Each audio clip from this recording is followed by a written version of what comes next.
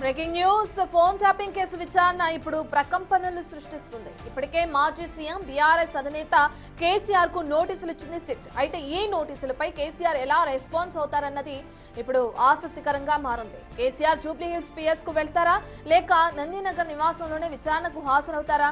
ఇవేవీ కాకుండా విచారణకు బీఆర్ఎస్ భవన్ ను ఎంచుకుంటారా అనేది ఇప్పుడు ఇంట్రెస్టింగ్ గా మారింది. ఇప్పటికే సిట్ ఇచ్చిన నోటీసులపై బీఆర్ఎస్ లీగల్ టీం చర్చలు మొదలుపెట్టింది. మరోవైపు కేసీఆర్ రేపు విచారణకు హాజరవ్వకపోతే సిట్ రియాక్షన్ ఏంటనేది కూడా ఇప్పుడు ఉత్కంఠగా మారింది. ఎందుకంటే గతంలో ట్యాపింగ్ పై అటు వ్యంగ్యంగా స్పందించారు కేసీఆర్. అధికారులు ఏం చేశారో నాకేం తెలుసంటూ మాట్లాడారు. మరిప్పుడు ఈ నోటీసులపై ఎలా స్పందిస్తారనేది చూడాలి.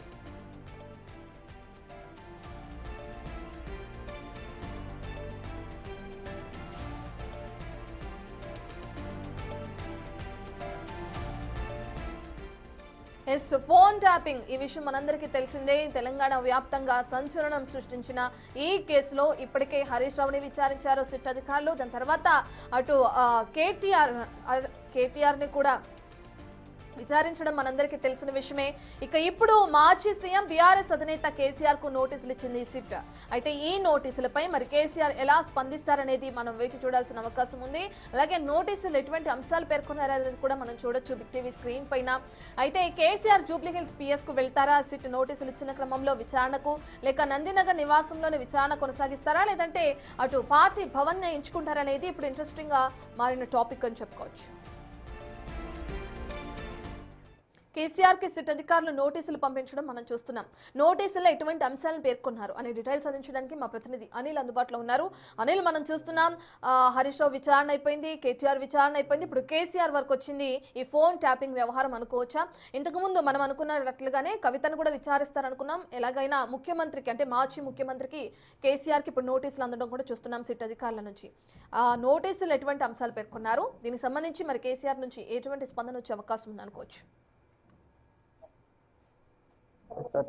ఫోన్ ట్యాపింగ్ కేసులో భాగంగా సిట్టు బృందం దూకుడు పెంచిందని చెప్పాలి. ఇప్పటికే ఫోన్ ట్యాపింగ్ కేసులో భాగంగా బీఆర్ఎస్ నాయకులైనటువంటి అంటే కీలక నేతలందరికీ కూడా నోటీసులు సర్వ్ చేస్తూ వస్తుంది. తాజాగా బీఆర్ఎస్ పార్టీ అధినేత మాజీ సీఎం కేసీఆర్ కి కూడా నోటీసులు ఇవ్వడం జరిగింది. నందినగర్ లో నివాసం ఉంటున్నటువంటి కేసీఆర్ కి అయితే నోటీసులు ఇచ్చారు. అయితే కేసీఆర్ ప్రస్తుతం ఎర్రవల్లి ఫామ్ హౌస్ లో ఉన్నారు కాబట్టి ఆయన సిబ్బందికి సంబంధించి పిఏకి నోటీసులు ఇచ్చినట్టుగా కూడా తెలుస్తుంది. అయితే ఈ నోటీసులో భాగంగా రేపు మధ్యాహ్నం 3 గంటల సమయంలో విచారణకి హాజరు కావాలని చెప్పేసి అయితే ఈ హాజరుకి సంబంధించి కూడా పలు అంశాలు కూడా వాళ్ళు పేర్కొన్నారు. With in the Hyderabad limits లో ఒకవేళ జూబ్లీహిల్స్ కి పిఎస్ కి మీరు వచ్చినా పర్లేదు, లేదా మీరు ఏదైతే ప్రాంతం చెప్పినా కూడా మేము అక్కడికి వస్తామని చెప్పేసి కూడా వాళ్ళు మెన్షన్ చేయడం జరిగింది. అయితే దీనికి సంబంధించి మరి కేసీఆర్ ఎక్కడికి వస్తాడు? మరి ఎర్రవల్లి ఫామ్ హౌస్ లోనే ఆయన ఉంటున్నటువంటి ఎర్రవల్లి ఫామ్ హౌస్ లో విచారణ జరుగుతుందా, లేదా నందినగర్ లో ఉంటున్నటువంటి ఆయన నివాసంలో విచారణ జరుగుతుందా, లేదా బీఆర్ఎస్ భవన్ లో జరుగుతుందా?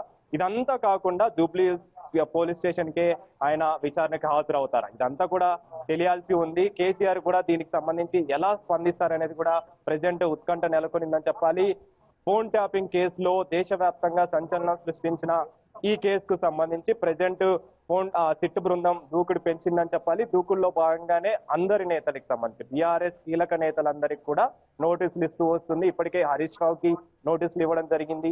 ఆయనను కూడా సిట్టు బృందం విచారించింది. అంటే సాక్షులుగా 160 సిఆర్పిసి ప్రకారం సాక్షులుగా తీసుకొచ్చి వాళ్ళనైతే విచారించారు. వాళ్ళ స్టేట్మెంట్ కూడా రికార్డ్ చేశారు. అదే విధంగా కేటీఆర్ ను కూడా పిలవడం జరిగింది.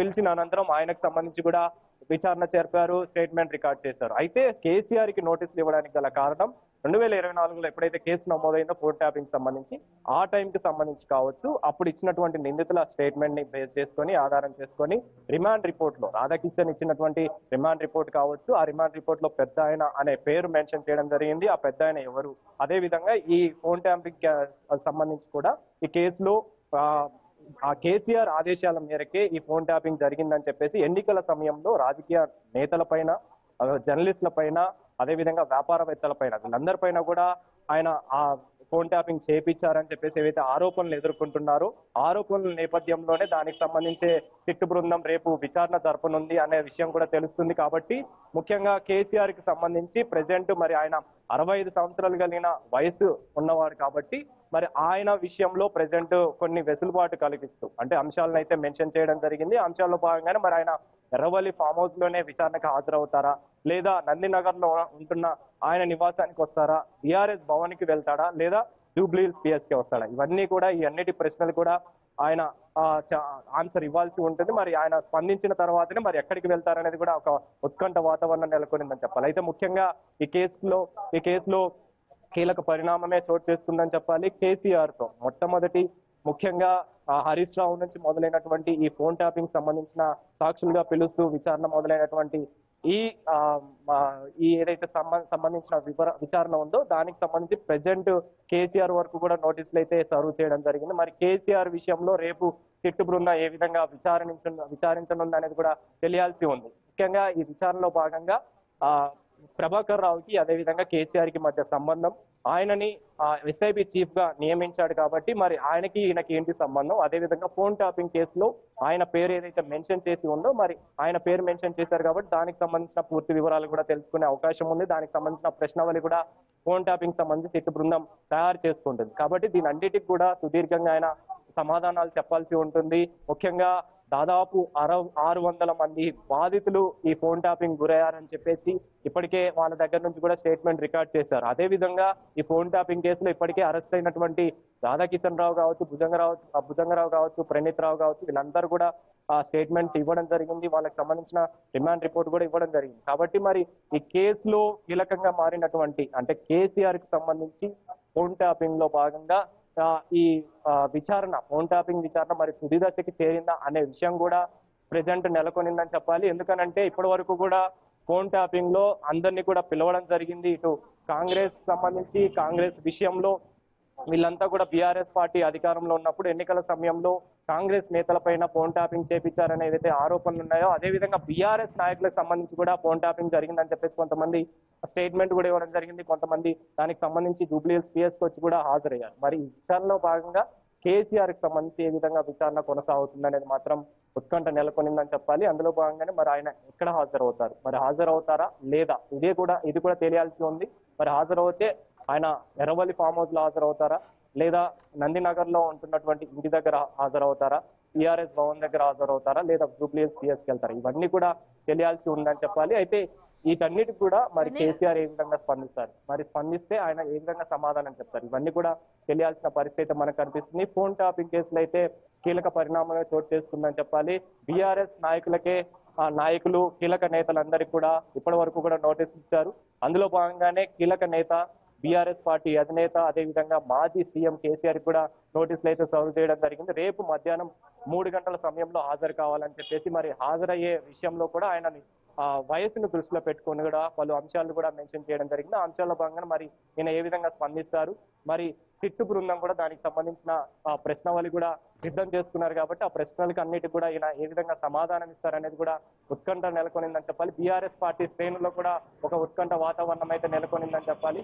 ముఖ్యంగా ఈ కేసులో భాగంగా ఇప్పటికే హరీష్ రావును కూడా విచారించారు, కేటీఆర్ ను కూడా విచారించారు. అదేవిధంగా సంతోష్ రావు ప్రధాన కార్యదర్శిగా ఉన్నటువంటి సంతోష్ రావు కేసీఆర్ కనుసందుల్లోనే ఈ ఫోన్ ట్యాపింగ్ జరిగిందని చెప్పేసి కూడా ఆరోపణలు ఏవైతే ఉన్నాయో అందులో భాగంగానే సంతోష్ రావును కూడా విచారించారు. వీళ్ళందరినీ కూడా దాదాపు 7 గంటల పాటు కూడా 7 గంటల పైగా విచారణ చేశారు. మరి కేసీఆర్ ని ఎప్పటి వరకు విచారిస్తారు, ఎన్ని గంటల పాటు విచారిస్తారు? రేపు 3 గంటలకు వస్తున్నాడు అని అంటే మరి 3 గంటలకు విచారణ మొదలైతే దాదాపు 7 గంటల పైగా అనంటే 10 గంటల సమయంలో ఆయన బయటికి రావాల్సి ఉంటుంది, విచారణ ముగించాల్సి ఉంటుంది. మరి ఎంతవరకు చేస్తారు? ఆయన వయసును దృష్టిలో పెట్టుకొని కూడా అన్ని అంశాలు మెన్షన్ చేశారు కాబట్టి మరి ఏ విధంగా విచారణ కొనసాగుతున్నది కూడా తెలియాల్సిన పరిస్థితి అయితే మనకు కనిపిస్తుంది. ఫోన్ ట్యాపింగ్ సంబంధించి ఇప్పటికే బాధితులు ఇచ్చిన స్టేట్మెంట్ కావచ్చు, అదేవిధంగా నిందితులు ఇచ్చిన స్టేట్మెంట్ కావచ్చు, వాళ్ళ రిమాండ్ రిపోర్ట్ లో మెన్షన్ చేసినటువంటి అంశాలను బేస్ చేసుకొని రేపు ఆయన విషయంలో విచారణ అయితే జరగనుందని చెప్పాలి. ముఖ్యంగా ఆయన ఆదేశాల మేరకే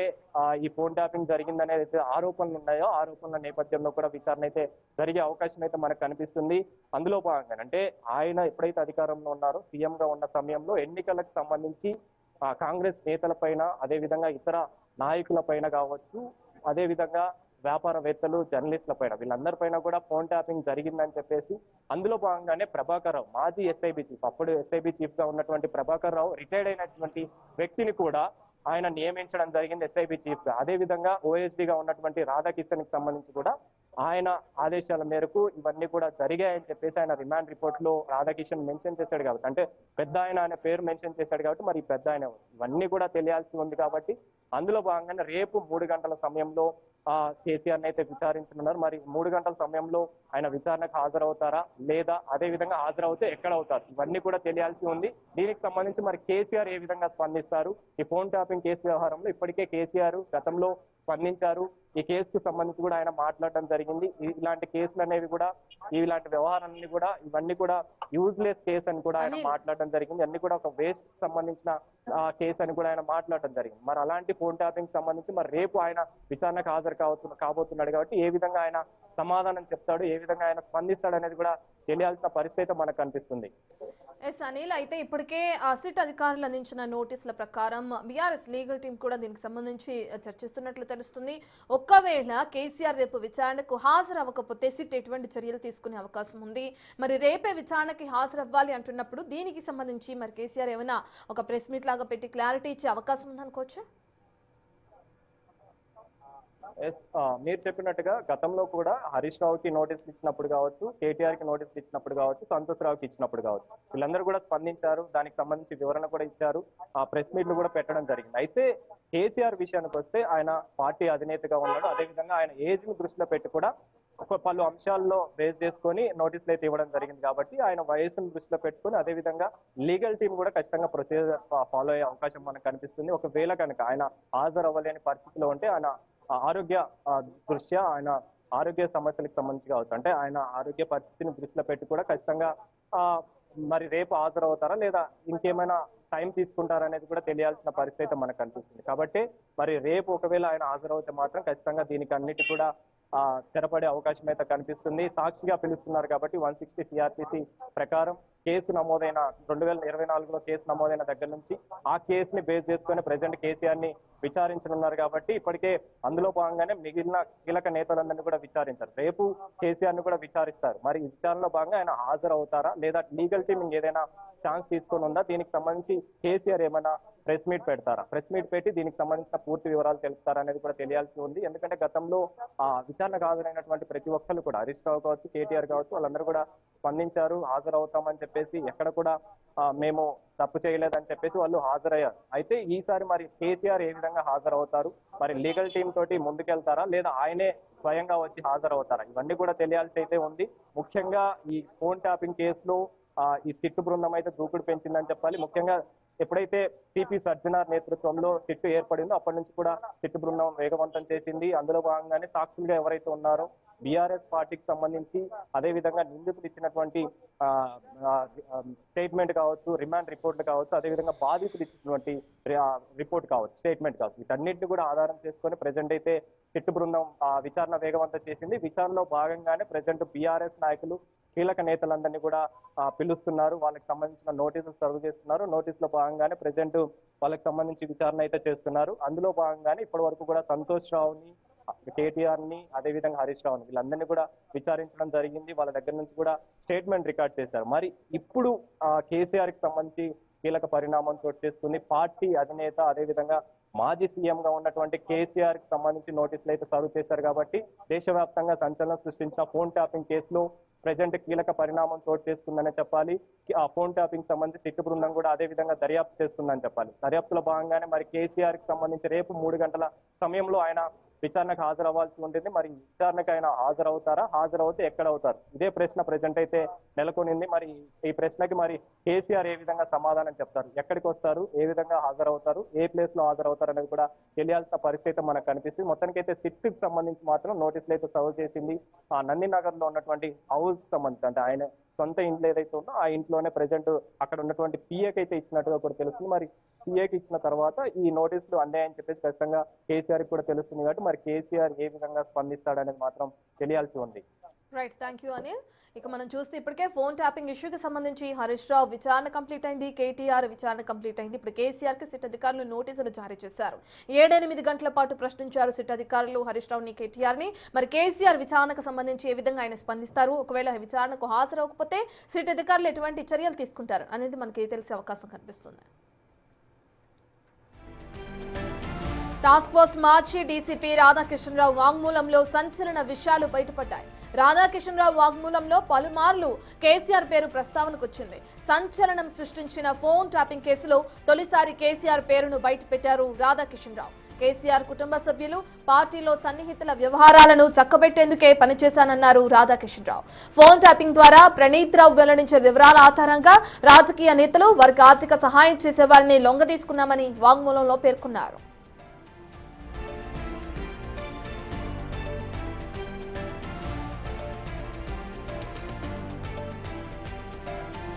సివిల్ తగాదాలో సెటిల్మెంట్ చేస్తూ ఎన్నికల సమయంలో వారి నగదును అడ్డుకున్నామన్నారు రాధాకిషన్రావు. బీఆర్ఎస్ కు చెందిన నగదు తరలింపులో తాము సహకరించామన్నారు రాధాకిషన్రావు. 2017లో ఎస్పీగా ప్రమోషన్ వచ్చిన తర్వాత టాస్క్ ఫోర్స్ మాజీ డీసీపీగా నియమించడంలో ప్రభాకర్ రావు కీలకంగా వ్యవహరించారు. బీఆర్ఎస్ పార్టీ కార్యకలాపాలు చక్కదిద్దేందుకు ఏరి కోరి తనను task force డీసీపీగా నియమించుకున్నారన్నారు Radhakishan Rao. Task force డీసీపీగా నియామకం తర్వాత కేసీఆర్ అత్యంత సన్నిహితుల కార్యకలాపాలను అటు చక్కబెట్టేవాడినని వాంగ్మూలంలో చెప్పారు.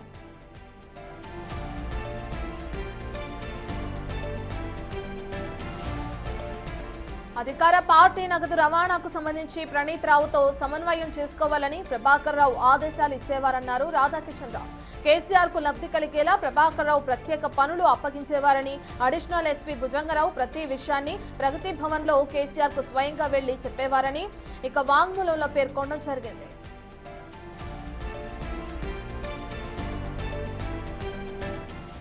విచారణలో భాగంగా రాధాకిషన్రావు ఇచ్చిన వాంగ్మూలాన్ని మనం చూసాం. దానికి సంబంధించిన పూర్తి డీటెయిల్స్ అందించడానికి మా ప్రతినిధి సురేష్ అందుబాటులో ఉన్నారు. సురేష్, మనం చూస్తున్నాం రాధాకిషన్రావు ఇచ్చిన వాంగ్మూలం మొత్తం కూడా ఒకసారి మనం క్లియర్ గా చూస్తే అంతా కేసీఆర్ హయాంలోనే జరిగింది. ఆయన పార్టీకి ఇది చేసే విధంగా మేమంతా వ్యవహరించామంటూ కూడా ఆ వాంగ్మూలంలో క్లియర్ గా పేర్కొనడం చూస్తున్నాం. ఇప్పుడు సిట్ అధికారులు నోటీసులు ఇచ్చిన క్రమంలో రేపు విచారణకు కనుక కేసీఆర్ హాజరైతే ఈ వాంగ్మూలం ఆధారంగా కూడా విచారించే అవకాశం ఉందనుకోవచ్చా? ఎందుకంటే రాధాకిషన్రావు స్టేట్మెంటే చాలా కీలకంగా ఈ కేసులో ఉంది. ఎందుకంటే ఆయనకి ఎస్పీగా ప్రమోషన్ వచ్చిన తర్వాత హైదరాబాద్ టాస్క్ ఫోర్స్ డీసీపీగా నియమించి బీఆర్ఎస్కి సంబంధించి అత్యంత కీలకమైన వ్యక్తులతో పాటు కేసీఆర్ కుటుంబ సభ్యులకు సంబంధించిన వ్యవహారాలన్నీ కూడా రాధాకిషన్రావే స్వయంగా చూసేవాడని చెప్పేసి కూడా ఆయన స్టేట్మెంట్లో పేర్కొనడం జరిగింది. అంతేకాకుండా ఆయన టాస్క్ ఫోర్స్ డీసీపీని నియమించిందే కేసీఆర్ కోసం అని చెప్పేసి కూడా ఆయన స్వయంగా స్టేట్మెంట్లో పేర్కొన్నాడు. కాబట్టి అందులో ప్రభాకర్ రావు పాత్ర చాలా కీలకంగా ఉంది. ప్రభాకర్ రావు సేమ్ కమ్యూనిటీ కాబట్టి ఆయన రెఫర్ చేసి రాధాకిషన్రావుని టాస్క్ ఫోర్స్ డీసీపీగా ఏర్పాటు చేస్తే ఎస్ఐబి చేసే మొత్తం ఫోన్ ట్యాపింగ్కి సంబంధించిన వ్యవహారాలన్నీ కూడా ఆపరేషన్లో రాధాకిషన్రావు చేసే అవకాశం ఉంటుంది. కాబట్టి అతన్ని సజెస్ట్ చేయడం, అతనికి హైదరాబాద్ టాస్క్ ఫోర్స్ డీసీపీగా పోస్టింగ్ రావడంలో కూడా ప్రభాకర్ రావే చాలా కీలక పాత్ర పోషించాడని చెప్పేసి కూడా రాధాకిషన్రావు స్టేట్మెంట్ ఇచ్చాడు. ఇక డైరెక్ట్గా కేసీఆర్తో టచ్లో ఉండేవాడిని అని చెప్పేసి కూడా ఆయన రాధాకిషన్రావు స్టేట్మెంట్లో పేర్కొనడం జరిగింది. కొన్ని విషయాలు స్వయంగా కేసీఆర్తోనే షేర్ చేసుకునేవాడిని అని చెప్పేసి కూడా ఆయన స్టేట్మెంట్లో పేర్కొన్నాడు. అంతేకాకుండా ఇటు హైదరాబాద్ సిపి ఉన్నటువంటి హైదరాబాద్ సిపి ద్వారా కొన్ని విషయాలు టాస్క్ ఫోర్స్ డీసీపీ కార్యాలయానికి వచ్చేవి, మరికొన్ని ప్రభాకర్ రావు, ప్రణీత్ రావు ద్వారా కూడా టాస్క్ ఫోర్స్ డీసీపీ కార్యాలయానికి విషయాలు వచ్చేవి. వాటికి సంబంధించిన సెటిల్మెంట్లు కావచ్చు, ఇటు బీఆర్ఎస్ క్యాండిడేట్లకు సంబంధించి ఏదైనా సర్వే చేస్తే అక్కడ వీక్గా ఉంటే ప్రత్యర్థి ఎవరున్నారు, వారి కదలికలు ఏంటి, వారి ఆర్థిక లావాదేవీలు ఏ విధంగా ఉండేవి, వాటన్నిటికి సంబంధించిన సమాచారం అంతా రాధాకిషన్రావుకి ఇచ్చేవారు. రాధాకిషన్రావు వీటన్నిటికి సంబంధించి పూర్తిగా ఆపరేషన్ చేసేవాడు. మనం ఒకసారి రాధాకిషన్రావు ఇచ్చినటువంటి కన్ఫెషన్ స్టేట్మెంట్లో కూడా చూడొచ్చు.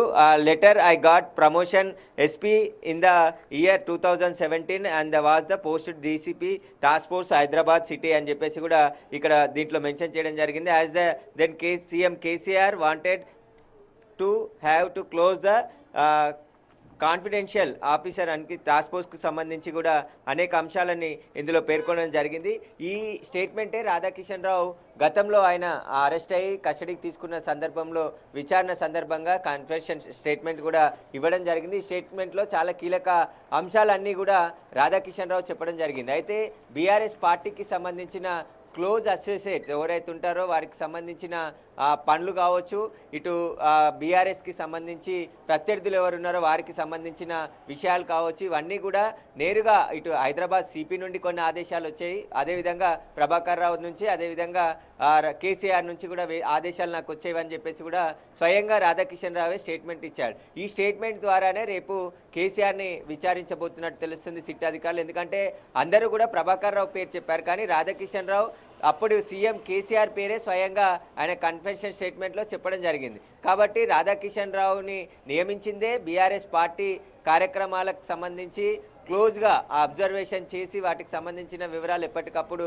ఇవ్వాలని చెప్పేసి కూడా కేసీఆర్ ఆదేశించని చెప్తుంది. అంతేకాకుండా పొలిటికల్ యాక్టివిటీ కోసం మాత్రమే ఈ రాధాకిషన్ రావుని నియమించి అక్కడ టాస్క్ ఫోర్స్ కార్యాలయంకి సంబంధించిన పనులతో పాటు ఇటు బీఆర్ఎస్కి సంబంధించి పొలిటికల్ నిఘా పెట్టడం కోసం ఆయన నియమించినట్టు కూడా ఆయన స్వయంగా ఒప్పుకోవడం జరిగింది. అయితే రాధాకిషన్ రావు ఎవరెవరిని బెదిరించాడు, ముఖ్యంగా బై ఎలక్షన్లు కావచ్చు, జనరల్ ఎలక్షన్ సమయంలో టాస్క్ ఫోర్స్ వెహికల్లోనే డబ్బులు పంపిణీ చేశారు. కాబట్టి వీటన్నిటికీ సంబంధించి ఇటు ప్రభాకర్ రావు నుంచి ఆదేశాలు వచ్చేవి అని చెప్పేసి కూడా ఆయన స్టేట్మెంట్లో పేర్కొన్నాడు. కాబట్టి ప్రభాకర్ రావు ఏ విధంగా రాధాకిషన్ రావుకి ఆధారాలు అంటే విషయాలన్నీ కూడా చేరవేశాడు, వాట్సాప్ ద్వారానా లేదంటే కొన్ని స్లిప్ల మీద కూడా సమాచారాన్ని రాసి వారికి ఇచ్చారని చెప్తున్నారు. కాబట్టి ఆ స్లిప్ల ద్వారా రాధాకిషన్ రావు పంపించాడా, రాధాకిషన్ రావు ఎక్కడెక్కడ ఆపరేషన్లు చేసి ఎంత డబ్బులు పట్టుకున్నారనే దానికి సంబంధించి కూడా సిట్టు దర్యాప్తు చేసింది. అయితే వీటి మొత్తం వ్యవహారంలో కేసీఆర్ ఆదేశాల మేరకే నడుచుకున్నానని చెప్పేసి మొదట బిగ్ బాస్ అని చెప్పేసి ఆయన పేరు చెప్పాడు. ఆ తర్వాత బ్రాకెట్లు కేసీఆర్ అని చెప్పేసి కూడా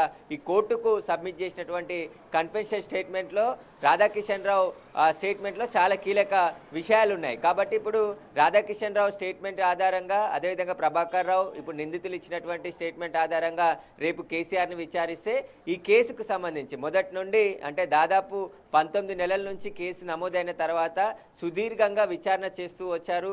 ఈ కేసులో ఇన్వాల్వ్మెంట్ ఉన్నటువంటి పోలీస్ అధికారులను అరెస్ట్ చేసి రిమాండ్కి తరలించి వారు ప్రస్తుతం బెయిల్పై ఉన్నారు. విచారణ జరిగిన సందర్భంలో విచారణకు హాజరవుతున్నారు. అయితే ఇన్ని రోజుల పాటు అంటే కేసీఆర్ని టచ్ చేయలేరు, కేసీఆర్కి నోటీసులు ఇవ్వలేరు అని చెప్పేసి కూడా గతంలో బీఆర్ఎస్ నాయకులు మాట్లాడిన సందర్భం చూసాము. కానీ బీజేపీ నాయకులు ఖచ్చితంగా ఈ కేసుని ఏదో ఒక తేల్చాలి, ఎవరో దోషులు కనబడుతారు కాబట్టి వారికి సంబంధించిన అరెస్టులు జరగాలని చెప్పేసి ఇటు బీజేపీ డిమాండ్ చేస్తుంది. కాబట్టి ఇప్పుడు కేసీఆర్కి నోటీసులు ఇచ్చిన తర్వాత ఈ కేసులో ఏం జరగబోతుంది, కేసీఆర్ విచారణ తర్వాత ఎలాంటి విషయాలు బయటకు వచ్చే అవకాశం ఉంది. ఎందుకంటే కేసీఆర్ డైరెక్షన్తోనే ప్రత్యేక ఎస్ఐబి టీంని ఏర్పాటు చేయడం జరిగింది. అందులో రిటైర్డ్ అయినప్పటికీ కూడా ప్రభాకర్ రావు రిటైర్డ్ అయినప్పటికీ ఆయనని ఎస్ఐబి ఓఎస్డీగా ఇంటెలిజెన్స్ చీఫ్గా కూడా కొద్ది రోజుల పాటు నియమించడం జరిగింది. ఒక అత్యంత కీలకమైనటువంటి పదవిని రిటైర్డ్ అయినటువంటి ప్రభాకర్ రావుకి ఎందుకు కట్టబెట్టారు? ఎందుకంటే ఐపీఎస్లు చాలామంది ఉన్నప్పటికీ కూడా ప్రభాకర్ రావునే ఏరికోరి తీసుకువచ్చి ఇక్కడ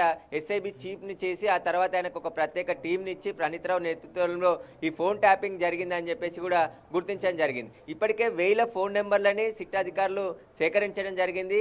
ప్రభాకర్ రావు, ప్రణీత్ రావు టీం ఎవరెవరి ఫోన్ నెంబర్లను ట్యాపింగ్ చేశారో వాటన్నిటికి సంబంధించిన సమాచారం అంతా కూడా సిట్ దగ్గర ఉంది. రేపు కేసీఆర్ ముందు ఎలాంటి ఆధారాలు ఉంచి విచారించబోతున్నారు, ఇటు ప్రభాకర్ రావు స్టేట్మెంట్తో పాటు రాధాకిషన్ రావు స్టేట్మెంట్కి సంబంధించి కూడా ఆయన ముందు ఉంచి విచారించే అవకాశం ఉంటుంది. కేసీఆర్ విచారణ తర్వాత సిట్ ఏం చేయబోతుంది అనేది ఇప్పుడు కీలకంగా మారింది. ఎందుకంటే గత 10 రోజుల నుంచి కూడా చాలా దూకుడుగా సిట్టు వ్యవహరిస్తుంది.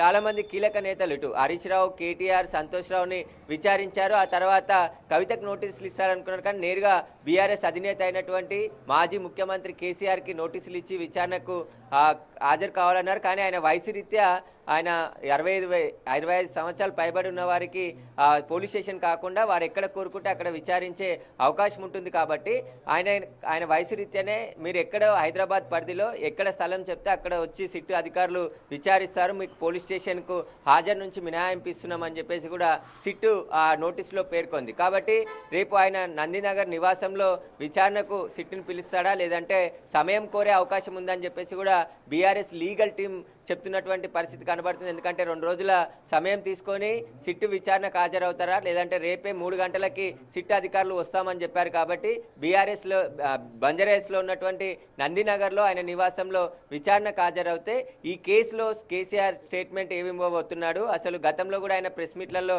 మాట్లాడడం జరిగారు. అసలు నిఘా విభాగానికి సంబంధించి వాళ్ళు ఏం పని చేస్తారో మాకెట్లా తెలుస్తుంది, వారు రిపోర్ట్ మాత్రమే మాకు ఇస్తారా, ఆ రిపోర్ట్ ఎలా వచ్చింది అనేది మాకేం తెలుస్తుంది అని చెప్పేసి కూడా ఆయన మాట్లాడడం జరిగింది. అసలు రాధాకిషన్ రావు ఎవరు, ఆయనెవరు ఈయనెవరు అని చెప్పేసి కూడా ప్రెస్ మీట్లలో మాట్లాడారు. వాళ్ళతో నాకేంటి సంబంధం, నేను ముఖ్యమంత్రిగా ఉన్నాను, పని చేయించాను తప్ప నిఘా వ్యవస్థ అనేది ఉంటుంది, ఆ నిఘా వ్యవస్థ ద్వారా ఎవరెవరినో సంప్రదించి సమాచారాన్ని ప్రభుత్వాన్ని తీసుకొచ్చిస్తారు, అంత మాత్రాన వారితో నాకెలా సంబంధం ఉంటుందని చెప్పేసి కూడా కేసీఆర్ గతంలో మాట్లాడారు. కాబట్టి ఇప్పుడు సిట్ అధికారులు ఎలాంటి క్వశ్చన్లు కేసీఆర్ వేయబోతున్నారు, వాటికి సంబంధించిన ఆధారాలు ఏం సేకరించారు, రేపు ఆయన ముందుంచి ఎలాంటి విచారణ చేసి ఈ ఫోన్ ట్యాపింగ్కి సంబంధించి మొత్తం కేసును ఒక కెలిక్కి తెచ్చే ప్రయత్నం సిట్ అధికారులు చేస్తున్నారా, లేదంటే ఛార్జ్షీటే దాఖలు చేసేందుకు మొత్తం ఈ విచారణ అంతా కూడా జరుగుతున్నట్టుగా తెలుస్తుంది. కాబట్టి కోర్టు డైరెక్షన్తో ముందుకు వెళ్ళే అవకాశం ఉంటుంది. ఈ కేసును ఒక ముగింపు పలకాలని చెప్పేసి కూడా ప్రభుత్వం యోచిస్తున్నట్టు తెలుస్తుంది. కాబట్టి సిట్ కూడా దర్యాప్తులో వేగం పెంచి ఇప్పటికే కీలక వ్యక్తులతో పాటు ఇప్పుడు అత్యంత కీలకమైనటువంటి బీఆర్ఎస్ అధినేత మాజీ ముఖ్యమంత్రి కేసీఆర్కి నోటీసులు ఇచ్చారు. కాబట్టి రేపు విచారణకి ఆయన వస్తారా, లేదంటే సమయం కోరుతాడా అనేది కూడా సాయంత్రం తెలిసే అవకాశం ఉంటుంది. ముందుగానే సమాచారం కూడా ఇవ్వాలని చెప్పేసి సిట్ అధికారులు నోటీసులో పేర్కొన్నారు. ఎందుకంటే కేసీఆర్ విచారణ సందర్భంగా భారీ బందోబస్తు కూడా ఏర్పాటు చేసే అవకాశం ఉంటుంది. ఆయన అనుచరులు కావచ్చు, ఇటు బీఆర్ఎస్ కార్యకర్తలు కావచ్చు, కేసీఆర్ అభిమానులు పెద్ద సంఖ్యలో విచారణ సందర్భంలో ఎక్కడైతే విచారణ జరుగుతుందో అక్కడికి వచ్చే అవకాశం ఉంటుంది. కాబట్టి పోలీసులు కూడా భద్రతా దృష్ట్యా అన్ని వాటన్నిటిని కూడా సమకూర్చుకోవాలి. కాబట్టి ముందుగానే ఆ ప్లేస్ చెప్పాలని చెప్పేసి కూడా చెప్పారు. అయితే ఈరోజు సాయంత్రం సిట్ అధికారులకి కేసీఆర్ నుంచి ఒకవేళ విచారణకు హాజరవుతే ఎక్కడి నుండి విచారణకు హాజరవుతాను, వాళ్ళు ఎక్కడికి రావాలనేది ప్లేస్ కూడా చెప్పే అవకాశం ఉంటుంది. లేదంటే సమయం కోరితే ఆ సమయాన్ని కూడా సిట్ అధికారులకు చెప్పే అవకాశం ఉంటుంది. కాబట్టి నందినగర్లోని నివాసానికే ఆయన వచ్చి అక్కడే విచారణ ఎదుర్కొంటారంటే నేరుగా, లేదంటే పోలీస్ స్టేషన్కే వెళ్ళి విచారణ ఎదుర్కోవడానికి అక్కడికి వెళ్ళి విచారణ పాల్గొన్న ఆ తర్వాత ఎక్కడి నుంచి వెళ్తాడనేది కూడా సిట్ అధికారులకి తెలియజేసే అవకాశం ఉంటుంది. అయితే ఈరోజు చాలా కీలక పరిణామాలే జరిగాయని చెప్పుకోవచ్చు. ఎందుకంటే ఇప్పటి వరకు జరిగిన విచారణ అంతా కూడా ఒక లెక్క ఉంటే ఇప్పుడు కేసీఆర్ని విచారిస్తున్నారు. కాబట్టి మాజీ ముఖ్యమంత్రి పేరే కీలకంగా ఉంది, ఆయన పేరే ఆయన ఆదేశాలతోనే పనిచేశామని చెప్పేసి కూడా రాధాకిషన్ రావు, ప్రభాకర్ రావు చెప్పారు. కాబట్టి వీటన్నిటికి సంబంధించిన ఆధారాలన్నిటిని కూడా కేసీఆర్ ముందు ఉంచి విచారించే అవకాశాలే స్పష్టంగా కనబడుతున్నాయి. కానీ రాధాకిషన్ రావు స్టేట్మెంట్ చాలా కీలకంగా ఉండబోతుంది. ఆయన ఇందులో పెట్టినటువంటి అంశాలన్నీ కూడా ఆయనకి రాధాకిషన్ రావు, ప్రభాకర్ రావు కీ రోల్తోనే హైదరాబాద్ టాస్క్ ఫోర్స్ డీసీపీగా పోస్టింగ్ వచ్చింది. ఆ పోస్టింగ్ వచ్చిన తర్వాత దుబ్బాక బై ఎలక్షన్లు కావచ్చు, ఇటు మునుగోడు బై ఎలక్షన్లు కావచ్చు, వీటన్నిటికి సంబంధించి డబ్బులు బీఆర్ఎస్ పార్టీకి సంబంధించి సప్లై చేయడంలో టాస్క్ ఫోర్స్ పోలీసు వాహనాలతో పాటు టాస్క్ ఫోర్స్ సిబ్బందిని వాడామని చెప్పేసి కూడా స్వయంగా రాధాకిషన్ రావు స్టేట్మెంట్ ఇచ్చాడు. కాబట్టి వీటన్నిటికి సంబంధించి ఇదంతా ఇల్లీగల్. కాబట్టి ఎందుకు చేశారనే దానికి సంబంధించి రేపు కేసీఆర్ని విచారించే అవకాశం ఉంటుంది. విచారణ తర్వాత సిట్ ఏం చేయబోతుంది అనేది కూడా ఉత్కంఠగా మారింది. Right, thank you Suresh.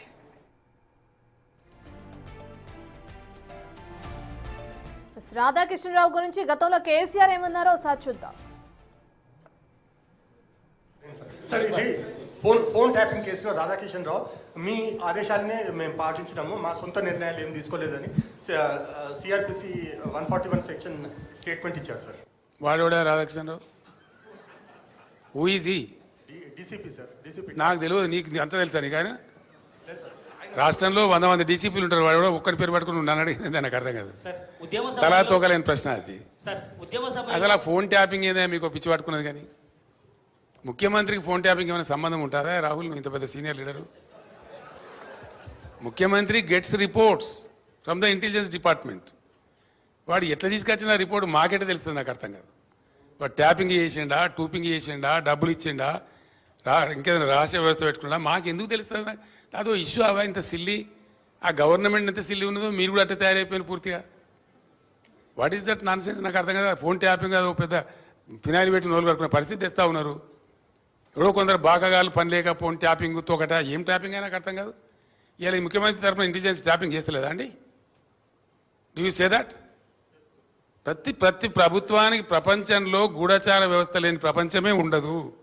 ప్రభుత్వమే ఉండదు.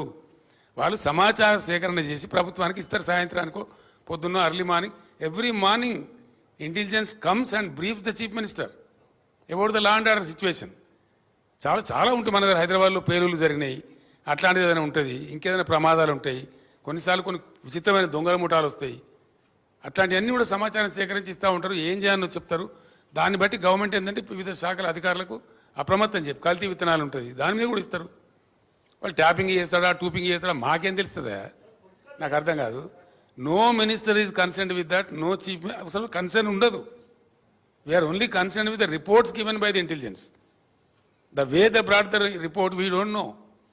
That is purely internal matter of the police department. And ఇంకోటి అండి, అదేందో మీరు పెద్ద భ్రమలో ఉన్నారు. పోలీసులు ఎప్పుడు ఫోన్ ట్యాపింగ్ చేసినా బాజాప్తాగా టెలిగ్రాఫ్ యాక్ట్ ప్రకారం, 1869 టెలిగ్రాఫ్ యాక్ట్ ప్రకారం బాజాప్తా రాష్ట్ర హోమ్ సెక్రటరీ పర్మిషన్ తీసుకొని చేస్తారు. పర్మిషన్ లేకుండా చెయ్యరు. ఇది ఇంగితమైన ప్రతి ఒక్కరికి తెలుసు. తర్వాత తీసుకున్న దాన్ని డిమాలిజ్ చేయొచ్చని కూడా ఉంది ఆ చట్టంలో. ఒక నిర్ణీత వ్యవధి తర్వాత వాళ్ళు సేకరించిన సమాచారాన్ని డిమాలిజ్ చేయొచ్చని కూడా అదే యాక్ట్లో ఉంది.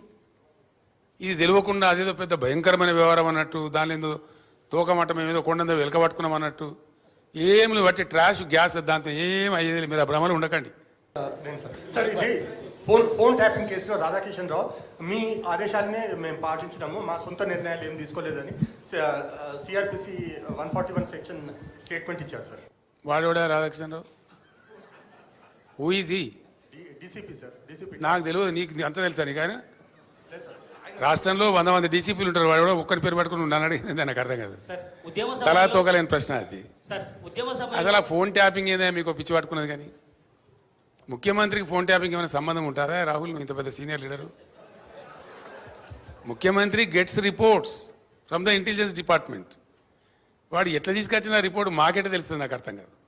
వాడు ట్యాపింగ్ చేసిండా, టూపింగ్ చేసిండా, డబ్బులు ఇచ్చిండా, ఇంకేదైనా రహస్య వ్యవస్థ పెట్టుకున్నా మాకు ఎందుకు తెలుస్తుంది? అదో ఇష్యూ అవా ఇంత సిల్లీ? ఆ గవర్నమెంట్ ఎంత సిల్లీ ఉన్నదో మీరు కూడా అట్లా తయారైపోయిన పూర్తిగా. What is that non sense? నాకు అర్థం కదా. ఫోన్ ట్యాపింగ్ అదో పెద్ద ఫినాయిల్ పెట్టి నోలు కట్టుకునే పరిస్థితి తెస్తూ ఉన్నారు. ఎవడో కొందరు బాగాగాలు పని లేక ఫోన్ ట్యాపింగ్ తోకట ఏం ట్యాపింగ్ అయినా నాకు అర్థం కాదు. ఇలా ఈ ముఖ్యమంత్రి తరఫున ఇంటెలిజెన్స్ ట్యాపింగ్ చేస్తలేదా అండి? Do you say that? ప్రతి ప్రభుత్వానికి ప్రపంచంలో గూఢచార వ్యవస్థ లేని ప్రపంచమే ఉండదు, ప్రభుత్వమే ఉండదు. వాళ్ళు సమాచార సేకరణ చేసి ప్రభుత్వానికి ఇస్తారు. సాయంత్రానికో పొద్దున్న early morning, every morning intelligence comes and brief the chief minister about the law and order situation. చాలా చాలా ఉంటాయి మన దగ్గర. హైదరాబాద్లో పేలుళ్ళు జరిగినాయి, అట్లాంటిది ఏదైనా ఉంటుంది, ఇంకేదైనా ప్రమాదాలు ఉంటాయి, కొన్నిసార్లు కొన్ని విచిత్రమైన దొంగల ముఠాలు వస్తాయి. అట్లాంటివన్నీ కూడా సమాచారం సేకరించి ఇస్తూ ఉంటారు. ఏం చేయాలో చెప్తారు.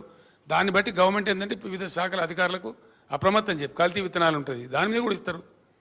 వాళ్ళు ట్యాపింగ్ చేస్తాడా, టూపింగ్ చేస్తాడా మాకేం తెలుస్తుందా? నాకు అర్థం కాదు. No minister is concerned with that, no chief, అసలు కన్సర్న్ ఉండదు. We are only concerned with the reports given by the intelligence. The way they brought the report, we don't know. That is purely internal matter of the police department. And ఇంకోటి అండి, అదేందో మీరు పెద్ద భ్రమలో ఉన్నారు. పోలీసులు ఎప్పుడు ఫోన్ ట్యాపింగ్ చేసినా బాజాప్తాగా టెలిగ్రాఫ్ యాక్ట్ ప్రకారం, 1869 టెలిగ్రాఫ్ యాక్ట్ ప్రకారం బాజాప్తా రాష్ట్ర హోమ్ సెక్రటరీ పర్మిషన్ తీసుకొని చేస్తారు. పర్మిషన్ లేకుండా చెయ్యరు. ఇది ఇంగితమైన ప్రతి ఒక్కరికి తెలుసు. తర్వాత తీసుకున్న దాన్ని డిమాలిజ్ చేయొచ్చని కూడా ఉంది ఆ చట్టంలో. ఒక నిర్ణీత వ్యవధి తర్వాత వాళ్ళు సేకరించిన సమాచారాన్ని డిమాలిజ్ చేయొచ్చని కూడా అదే యాక్ట్లో ఉంది.